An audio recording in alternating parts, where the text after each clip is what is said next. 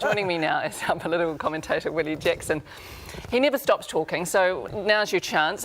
We had Hone on this morning. Yes. It was good to see him. Looking great, isn't he? Yeah. And did anything strike you from that discussion? It seems that he's very relaxed and he's all set, and I think he knows where he's going. Yeah. He's a very determined character. I was in the north last night in Kirikiri and in Paihia, and there's still a lot of support from him. I mean, this enforced break that he's on might actually prove to be a good thing for him. Well, it'll be good for him and his wife and his whānau, so good luck to him. You know, Winston did the same thing. Yeah. Winston, 3 years out, came back a better man. Well, I don't know if he's a better man.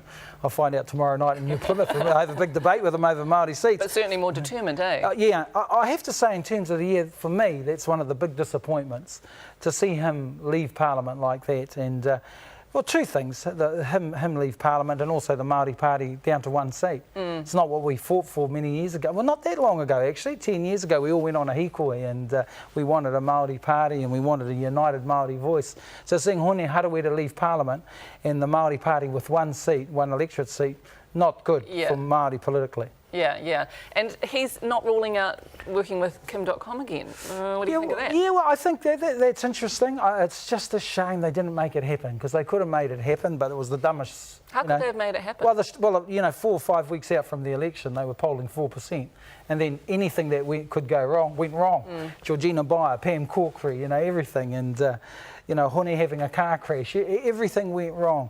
I think going forward for him, it's probably not advisable for him to work with .com again politically. But relationship-wise, I understand that, because the guy's got so resonates with rangatahi. But, you know, I think Māori as a nation, we need to look at this last year, you know, to go back to Labour. Don't get me wrong, there's some good people in Labour, but it's just a dramatic return, you know. And if there was a Māori politician of the year, you'd have to say Kelvin Davis, because he won the, he took the man out in the north. Certainly got a lot of help, but good on Kelvin, he fought well. But, you know, now Labour's got 6 of the 7 seats. They better not let us down. They got an opportunity that they didn't. What's their opportunity? What can they do with that? Well, they can advocate strongly for us. They can advocate over kaupapa like tino rangatiratanga when Finlayson throws that kaupapa out. They can advocate on that silly language strategy that the Māori Party are rolling out. Dopey strategy. That is not been well thought out. You know, they can. I'm sure they'll advocate against that. We need our practitioners leading that real strategy. They can be strong voices for Māori. This is their chance. But they need, at the end of the day, they need Andrew Little to be strong for them, hasn't he made a good start? Made a great start. Made a great start. What do you think he's going to do in the next 3 years, though? I think that he's going to get better and better. I mean, in terms of kaupapa Māori, he supports Māori having their own seats. He's from New Plymouth, so that's great. You know, you don't get that from mainstream parties. So I think he's a good look. He's a good opportunity. He's promoted the Māori there. Māori have a real. So Māori and Labour have an opportunity. I hope they do well. The Māori and the Māori Party in Mana should come together and have a kōrero. I had a talk with Marama Fox today. And what did she say? She agrees. She agrees? So we'll have a kōrero. What would that mean for her, do you think?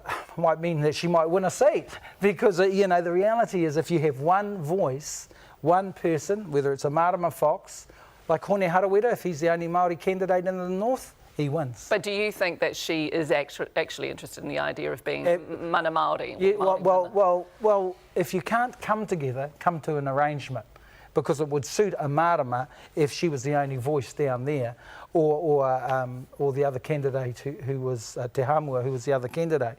We need one voice. We shouldn't give up on the Māori voice, because in the past, we know a Māori Party has been very effective. We know Turia and Sharples have been 2 excellent politicians, and Harawira, one of the best voices and advocates we've had for Māori. Well, I live and hope we're going to come together. Speaking of that, I mean, we do have to wrap, but very quickly, I mean, do you think the art of activism is dying out?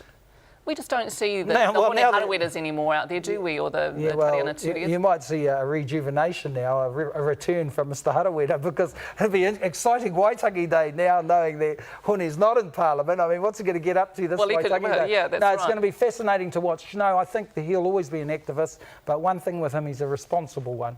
And, you know, well done to him. I just want to say well done to him for his great mahi for our people.